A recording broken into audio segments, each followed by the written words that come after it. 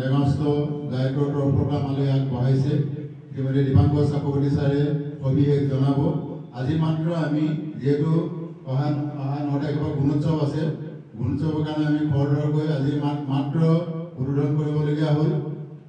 বহুতো বহলোৱা কৰা নাই, কাৰণটো হ'ল যে আমি গুণোৎসৱৰ কাৰণে যথেষ্ট ব্যস্ত হ'ব লগা হৈছে।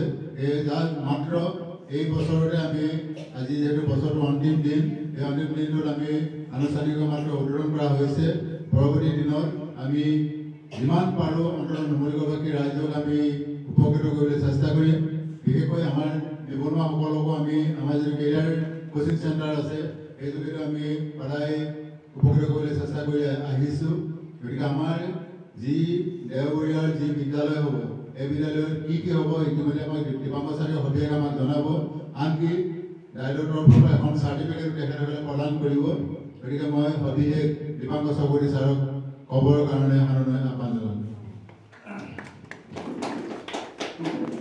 শ্ৰদ্ধাৰ এই বিদ্যালয়ৰ সন্মানীয় অধ্যক্ষ মহোদয়, বিদ্যালয়ৰ পৰিচালনা সমিতিৰ সন্মানীয়া সভানেত্ৰী মহোদয়া, বিদ্যালয়ৰ সন্মানীয় শিক্ষাগুৰুসকল, শ্ৰদ্ধেয় ৰাইজ তথা মৰমৰ ছাত্ৰ ছাত্ৰীসকল,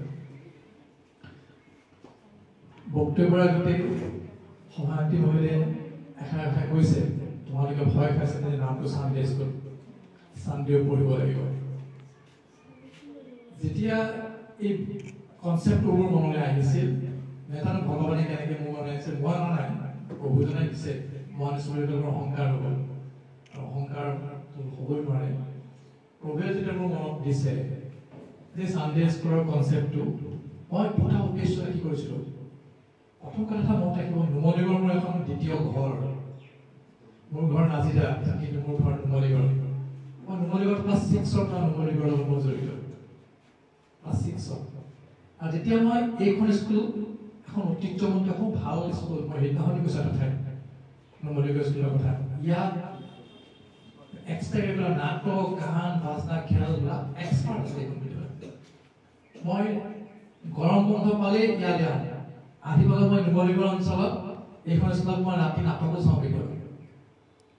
এনে এখন বিদ্যালয়ত চানডে স্কুলৰ নিচিনা এখন অনুষ্ঠান খুলিব পৰাটো মোৰ জীৱনৰ এটা সৌভাগ্য বুলি কওঁ। মই ভাগ্যৱান যে এইখন বিদ্যালয়ত এটা অনুষ্ঠান খুলিবলৈ মই পাইছোঁ।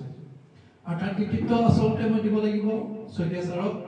শইকীয়া ছাৰে যোৱা সপ্তাহ আগৰ সপ্তাহ এই চানডে স্কুল প্ৰথম আৰম্ভ কৰিছোঁ নুমলীগড় 5 নং লাইন বাগিচা প্ৰাথমিক বিদ্যালয়, জুলাই মাহত। গোলাঘাটৰ তদানীন্তন মহকুমা অধিপতি নেহা যাদৱ মেডামে আহি পেলাই অপেনিং কৰিছিলে। চানডে স্কুলৰ যি ধাৰণা, এই ধাৰণাটো খুব সুন্দৰ। আজিৰ যুৱ প্ৰজন্ম অকল এই মোবাইল লৈ ব্যস্ত। কিছুমানে ক্লাছ 9, 10 এই স্কুল এৰিছে, হায়াৰ ছেকেণ্ডেৰী পাছ কৰি কি কৰিম ক'ব নোৱাৰে। এটা ল'ৰাটোৱে সোধা হয় তুমি কি কৰিবা, সি মেট্ৰিক পাছ কৰি কলেজ পঢ়িম বুলি কয়, কলেজৰ পৰা কি কৰিবা, ইউনিভাৰ্চিটি পঢ়িবা, কি কৰিবা, সি উত্তৰ নাই। তাৰপিছত উত্তৰ নাই। এইকাৰণে উত্তৰ নাই যে এটা কথা মনত ৰখা ভাল যে আমি আচলতে চানডে স্কুলখনৰ লক্ষ্য উদ্দেশ্য কথা স্পষ্ট হ'ব লাগিব। আমি কিমান মালিকৰ ওচৰত হাত পাতিম, টকা 5 টকা দিয়া, 10 টকা দিয়া, মিছেছসকলে হাজবেণ্ডৰ ওচৰত হাত পাতিব লাগে, টকা 10 টকা দিয়ে, 100 টকা দিয়ে, 50 টকা দিয়ে, আমুক নাই। কিয়? ভাৰতবৰ্ষৰ প্ৰধানমন্ত্ৰী নৰেন্দ্ৰ মোদী আত্মনিৰ্ভৰ ভাৰত কৈছে, আমি কৈছো আত্মনিৰ্ভৰ নুমলীগড় ৰাইজ। নুমলীগড়ৰ প্ৰত্যেকজন ব্যক্তি আত্মনিৰ্ভৰ হ'ব লাগিব, বহি থাকিব নোৱাৰিব। আৰু যেতিয়া বহি থাকিব, খালি থাকিলে মনত ডেভিলে বাস কৰে, বেয়া বস্তুবিলাক মনত আহে, বেয়া কাম কৰিবলৈ মন যায়, সময় যেটা অজস্ৰ হাতত থাকে। সেয়েহে আমি সেই কনচেপ্টটো ভাবি চানডে স্কুলৰ ধাৰণা কৰিছোঁ। প্ৰথম যেতিয়া মই আলোচনা কৰিছোঁ চানডে স্কুল, মানুহবিলাকে ভাবিছে কি হ'ব, হাঁহিছে। মই দিল্লীলৈকে পঠিয়াইছোঁ এই কনচেপ্টটো। গুৱাহাটী যেতিয়া প্ৰথম প্ৰেজেণ্টেশ্যন মই দিছোঁ, তেতিয়া তেওঁলোকে হতভম্ব হৈ শুনিছে তেতিয়া। আৰু নতুন শিক্ষানীতিত এই চানডে স্কুলৰ কনচেপ্টটো সোমাই আছে। স্কিলৰ কথা, বৃত্তিমূলক শিক্ষাৰ কথা। নুমলীগড় গোলাঘাট জিলাৰ নুমলীগড় হাই ছেকেণ্ডাৰীয়ে বাকী সকল বিদ্যালয়ক পথ দেখাব যে নুমলীগড় বিদ্যালয়ত ডক্টৰ ভূপেন হাজৰিকা সুৰকাৰ গীতিকাৰ গায়ক কবি সব নুমলীগড় হাই ছেকেণ্ডাৰীখন এখন অকল প্ৰথম শ্ৰেণীৰ পৰা হাই ছেকেণ্ডাৰীৰ পৰা এখন বিদ্যালয় নহয় নুমলীগড় হাই ছেকেণ্ডাৰী বৃত্তিমূলক শিক্ষা ইয়াত দিয়া হয় আৰু ফ্ৰী এডুকেশ্যন